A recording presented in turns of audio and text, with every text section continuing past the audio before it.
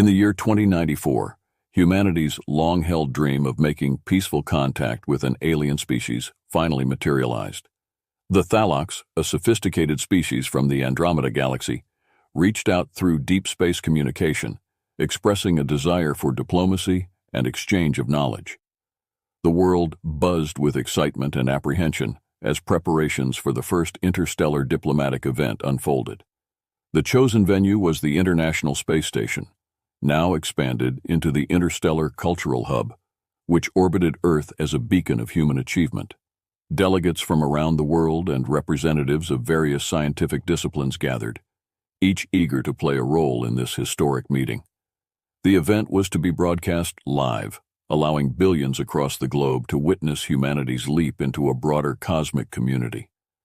Mia, a bright and curious 12-year-old, was selected as part of a youth outreach program to attend the event. She was to present a collection of children's messages to the Thalocs, symbolizing hope and friendship. As Mia approached the Thalocs delegates with her gift, something went terribly wrong. The Thalocs, whose culture and perceptions were vastly different from humans, misunderstood Mia's approach. Their society did not have a concept of childhood as a distinct phase of life. All their species members were born fully aware and mature. Mia's forward approach and direct eye contact were interpreted as aggressive and disrespectful. In a shocking turn of events, the Thalocs reacted defensively.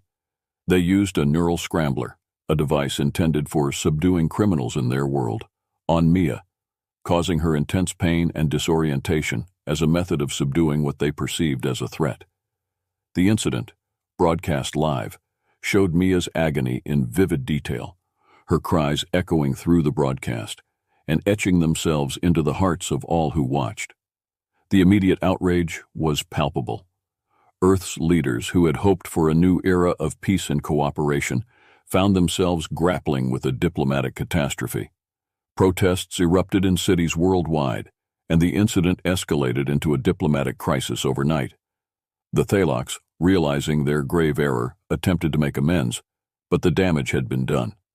The event raised urgent questions about the fundamental misunderstandings between different life forms and highlighted the fragility of interstellar relations. It was in this atmosphere of strained diplomacy and public fury that Earth's leaders made a critical decision that would change the course of human history, to reactivate the ancient Juggernauts, hoping to secure humanity's place and safety in the galaxy.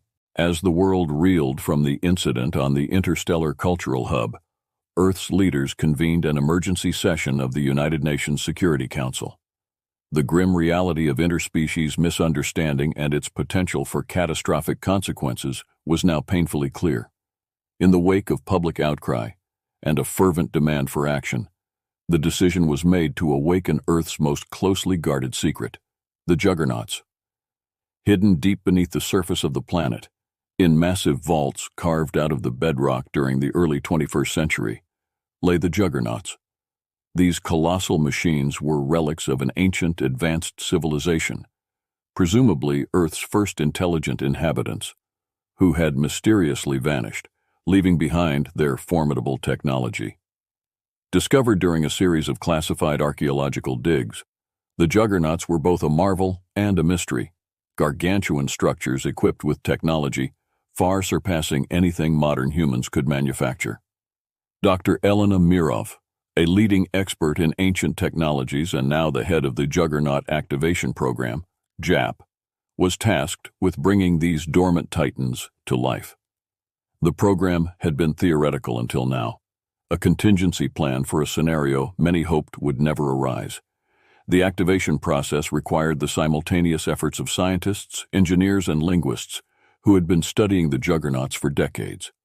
Their power sources, still operational after centuries, were powered by an unknown form of clean energy, potentially a discovery as significant as the Juggernauts themselves. Elena and her team worked tirelessly, decoding the final elements of the activation sequence from the ancient scripts found etched in the vaults. As the sequence initiated, the ground above the vaults trembled. Local populations, warned in advance of possible seismic activity, watched in awe as the Earth itself seemed to come alive. One by one, the Juggernauts awoke, their systems lighting up as ancient gears and engines roared to life.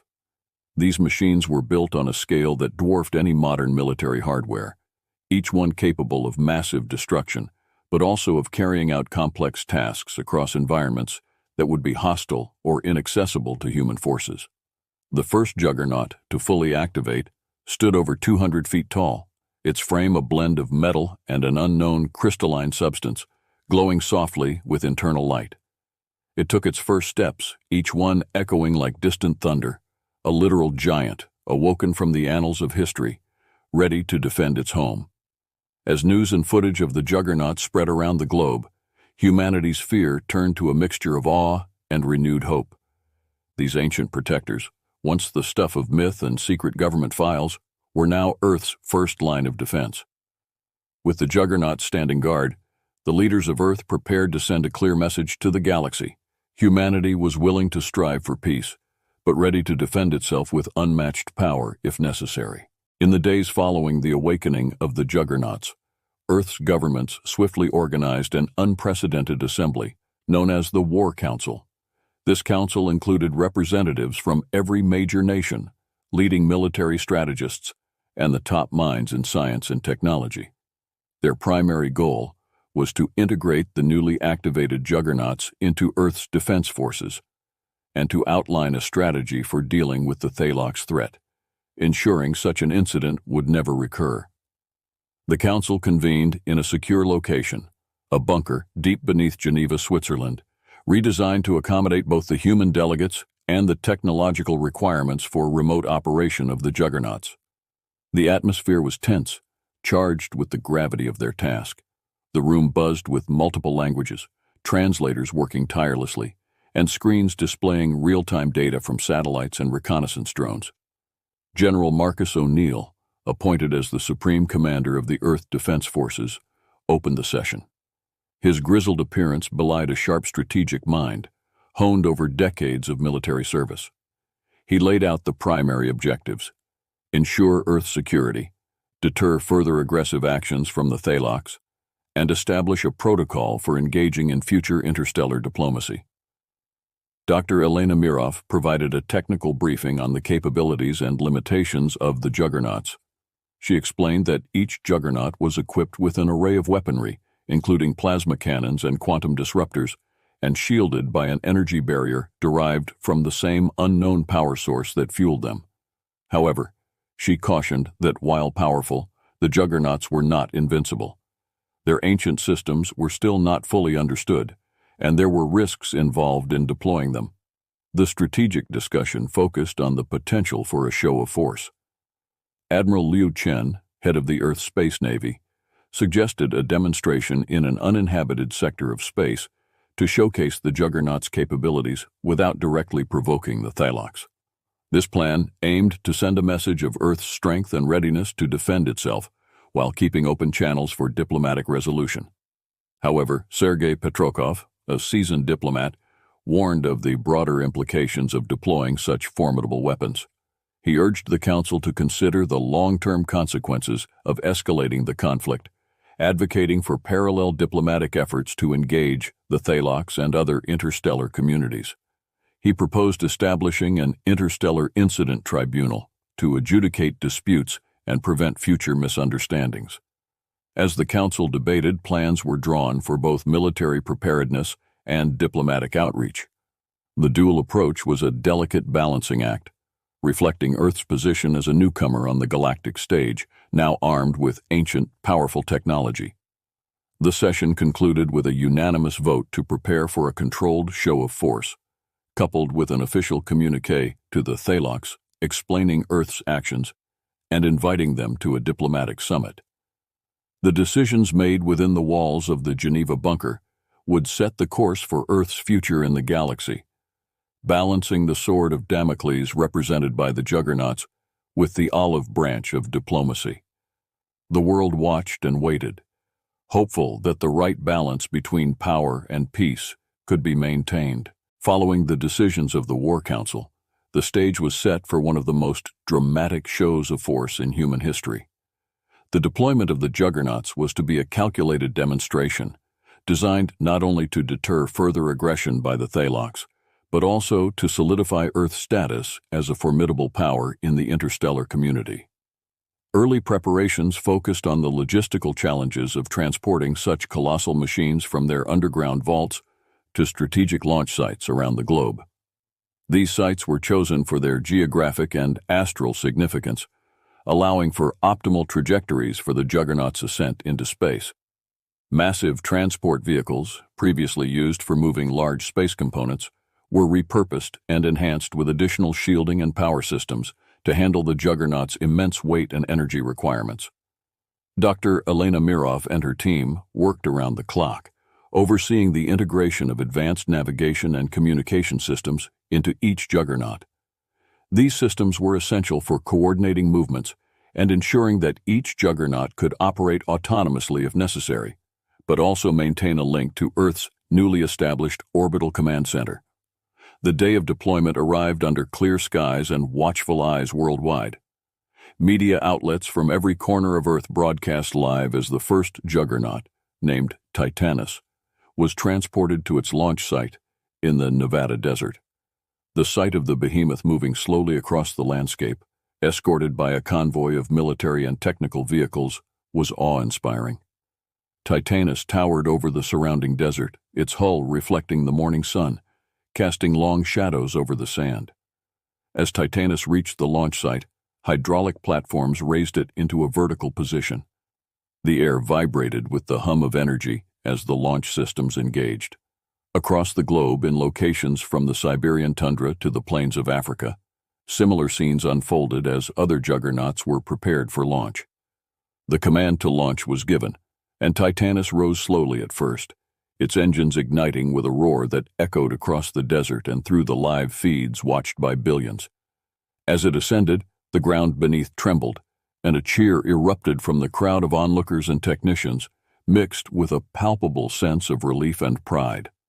One by one, the other Juggernauts took to the skies, their trails of fire marking a new chapter in human history. In orbit, the Juggernauts rendezvoused with the Orbital Command Center, a massive space station that served as the hub for Earth's space defense operations. Here the Juggernauts were refitted and armed, their weapon systems charged with energy harnessed from solar arrays and the Juggernauts' own power reserves. Once in formation, the Juggernauts performed a series of maneuvers, demonstrating their agility and firepower. The spectacle was not just a display of military might, but also a message to the Thalocs and other potential adversaries. Earth was capable of defending its sovereignty and interests in the cosmos. The deployment ended with the Juggernauts forming a defensive perimeter around Earth, a clear signal that while Earth sought peace, it was not without significant protective measures. The demonstration was met with mixed reactions across the galaxy. While some viewed it as a necessary assertion of strength, others worried about the implications of such power. Regardless, Earth had announced its arrival on the galactic stage in undeniable terms. The deployment and subsequent show of force by the Juggernauts had a ripple effect throughout the galaxy. The Thalocs, taken aback by the sudden display of Earth's hidden capabilities, responded by amassing their fleet at the edge of the solar system. It was a silent but clear message. They were not intimidated and were prepared to defend their perceived rights in the interstellar arena. As tensions escalated, Earth's Orbital Command Center became the hub of strategic operations.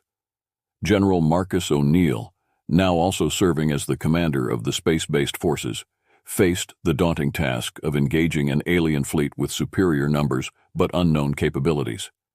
His strategy was to leverage the unique strengths of the Juggernauts, unmatched firepower and resilience, while keeping the Thalocs at a distance to avoid direct confrontation. Meanwhile, diplomatic channels remained open.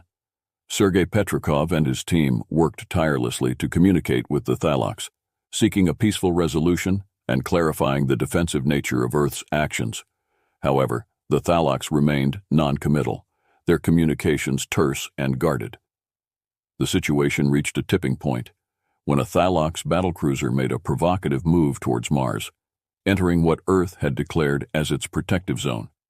This act was perceived as a direct challenge, and General O'Neill was forced to respond. With the world watching, the Juggernauts moved into combat formation. Each Juggernaut was a marvel of ancient technology, their systems operating seamlessly under the control of AI enhanced by human oversight. As the Thalox cruiser approached, the lead Juggernaut, Titanus, issued a final warning to withdraw. The warning went unheeded. The first exchange of fire was spectacular and terrifying. Beams of concentrated energy lit up the void of space, colliding with the shields of the Thalox cruiser, which flickered under the assault. The Juggernaut's plasma cannons, designed to disrupt atomic bonds, proved effective. The Thalox shields began to falter, and the hull suffered visible damage. However, the Thalox were not without their own formidable technology. They returned fire with quantum torpedoes, designed to warp space-time and create brief but intense gravitational fields. The Juggernauts, massive and sturdy, withstood the initial barrages, but the impacts were far from harmless. Feedback rattled through their ancient frameworks, testing the limits of their endurance. The battle escalated as more Thalox ships joined the fray, attempting to flank the Juggernauts. Quick to adapt, General O'Neill ordered a strategic fallback to Earth's moon, using its gravitational field as both shield and slingshot, enabling the Juggernauts to maneuver with surprising agility for their size. The moon's surface became a secondary battleground. As Thalox fighters attempted to land troops, the Juggernauts deployed ground-based defenses, ancient yet advanced technologies that produced defensive domes and energy mines. The Thalox ground forces encountered a level of resistance they had not anticipated, and their advance stalled. Throughout the battle, the Juggernauts maintained a protective stance, their primary objective to deter and defend rather than conquer. This defensive tactic, combined with their impressive firepower and resilience, slowly turned the tide. The Thalox, realizing the cost of further engagement would be too high, began to withdraw, their movements cautious and their communications finally opening towards negotiation. As the Thalox fleet retreated, Earth took stock of the situation. The Juggernauts had proven their worth, not only in their might, but also in their ability to enforce peace through strength. The battle among the stars, while a display of force, opened a new chapter for diplomacy. Earth had defended its territory, and now stood ready to negotiate from a position of newly established power. As the Thalox fleet began their cautious retreat from Earth's vicinity, the humans sensed an opportunity to shift the dynamics of the conflict. General Marcus O'Neill and the strategic team aboard the Orbital Command Center were analyzing the battle data when they made a crucial discovery. Amidst the chaos of combat, the Juggernauts' advanced sensors had detected a pattern in the Thalox flagship's defensive operations, a flaw in their shield generators that was exposed during rapid-fire exchanges. This discovery presented a strategic advantage that Earth could not ignore. A specialized team, led by Dr. Elena Mirov, quickly convened to devise a plan to exploit this vulnerability without escalating the conflict into a full-scale war. Their solution was a high-stakes mission to disable the Thalox flagship's shields temporarily, compelling them to negotiate rather than continue the battle. Commander Lisa Hahn, one of Earth's most decorated pilots and tacticians, was chosen to lead the mission. Her team consisted of a small contingent of Juggernaut operators and engineers from Dr. Mirov's staff, trained for precise quick-strike operations. They prepared 2 Juggernauts, equipped with specialized electromagnetic pulse, EMP devices, engineered to exploit the discovered flaw, without causing permanent damage to the Thalox ship. As the 2 Juggernauts covertly approached the Thalox flagship under the cloak of a meteor shower, back on Earth, diplomatic channels buzzed with activity. Sergei Petrikov and his team were in continuous communication with the Thalox, informing them of Earth's discovery and their capability to disable the flagship, urging them to stand down and come to the negotiating table.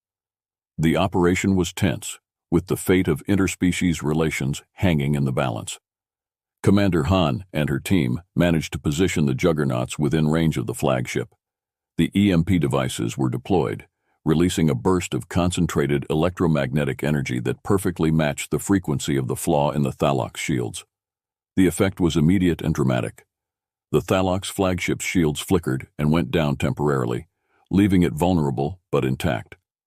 Commander Han issued a direct communication to the Thalox flagship, reiterating Earth's desire for peace and the opportunity to end the conflict without further loss on either side. The Thalox, now fully aware of their precarious situation and Earth's intentions, responded cautiously. Their commander, a venerable Thalox named General Zorath, requested a parley. He recognized the professionalism and restraint shown by Earth's forces and expressed a willingness to discuss terms of peace. The temporary disabling of the Thalox flagship marked the turning point in what could have escalated into a devastating interstellar war. It shifted the balance, demonstrating Earth's capability and resolve while opening the door for diplomacy. The Juggernauts once again proved their worth not just as instruments of war, but as enforcers of peace. As both fleets stood down, the leaders on Earth prepared for what they hoped would be the final phase of this unexpected conflict, a diplomatic negotiation that would secure Earth's place in the galaxy and establish a framework for peaceful coexistence with the Thalox and other alien species. The mood among the human population was a mix of relief and anticipation, hopeful that peace would prevail. In the aftermath of the strategic disarmament of the Thalox flagship, Earth and Thalox leaders convened for an urgent summit. This assembly was hosted aboard the Orbital Command Center, now serving as a neutral zone and a symbol of Earth's renewed commitment to diplomacy. The delegates included Earth's most esteemed diplomats, led by Sergei Petrikov, and the highest-ranking officials of the Thalox, with General Zorath at the forefront. The summit began with a formal apology from General Zorath for the initial incident involving Mia. He acknowledged the profound misunderstanding that had led to the conflict and expressed his species' regret and willingness to learn from the ordeal. His words, sincere and reflective, were broadcast globally, resonating deeply with human audiences and marking a pivotal moment in interstellar relations. Sergei Petrikov reciprocated with a gracious acceptance of the apology and emphasized Earth's desire to forge a lasting peace. The discussions that followed focused on establishing a comprehensive treaty that addressed the causes of the conflict and laid down robust mechanisms for preventing future incidents. Central to the treaty was the creation of an interstellar incident tribunal, as Sergei had previously proposed, which would serve as an arbiter in disputes involving different species. Additionally, the treaty outlined terms for reparations and support for Mia and her family, ensuring that her suffering was acknowledged and compensated. It also included provisions for cultural exchange programs, designed to foster a deeper understanding and respect between the two species.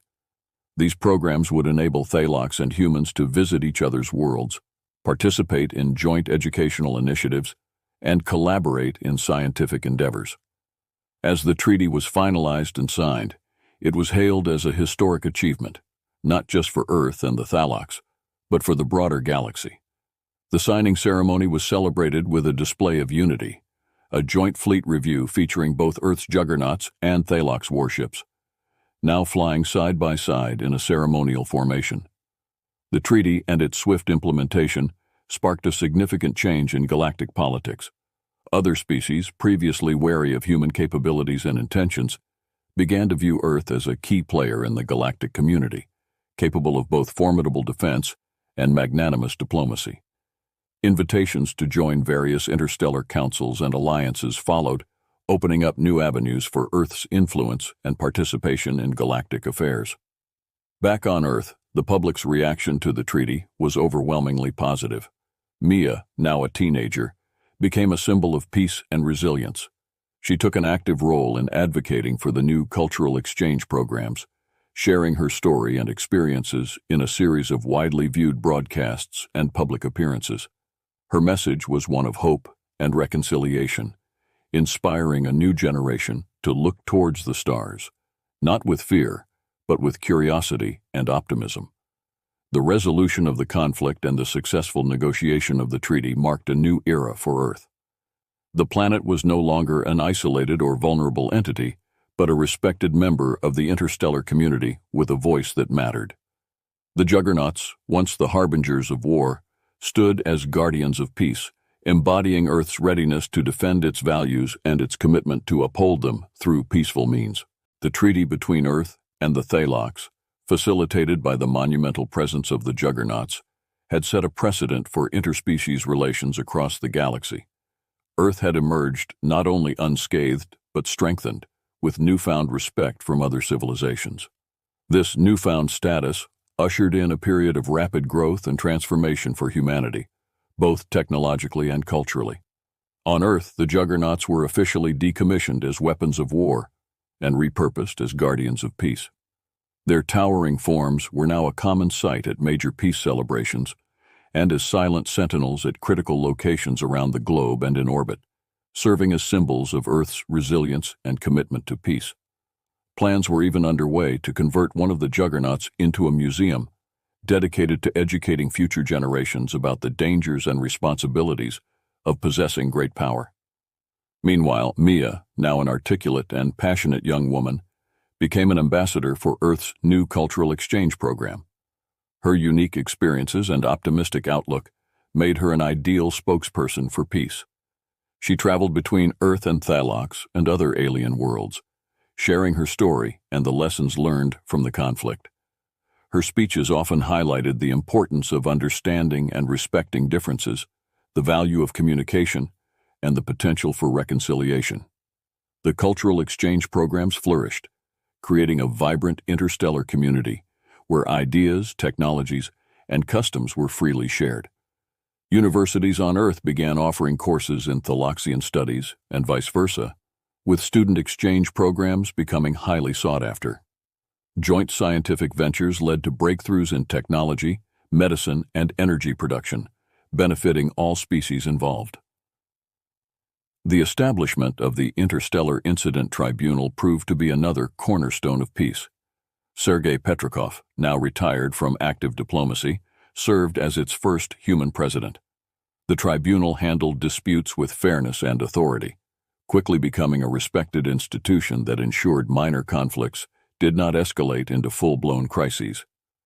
As Earth adjusted to its role on the galactic stage, the everyday lives of its citizens were also transformed. Advances in alien technology integrated into society improved quality of life and health. Space travel became more accessible, with tours to the moon and other planets in the solar system becoming common family vacations. In this era of prosperity and peace, the anniversary of the treaty was celebrated each year, not just as a reminder of the past, but as a commitment to the future. On one such anniversary, Mia spoke at the United Nations, now also a platform for interstellar diplomacy. She reflected on the journey from that fateful first contact to the present day. We stand here today, not because we wielded power with force, but because we chose to wield it with responsibility. We have learned that our greatest strength lies not in the might of our weapons, but in the strength of our convictions. Let us continue to be as courageous in peace as we were in war, as kind in strength as we were fierce in battle. The Juggernauts, once feared as harbingers of destruction, had become beacons of hope. Earth had found its place among the stars not through conquest, but through cooperation and understanding. A new dawn had indeed arrived, promising a future limited only by the stars themselves.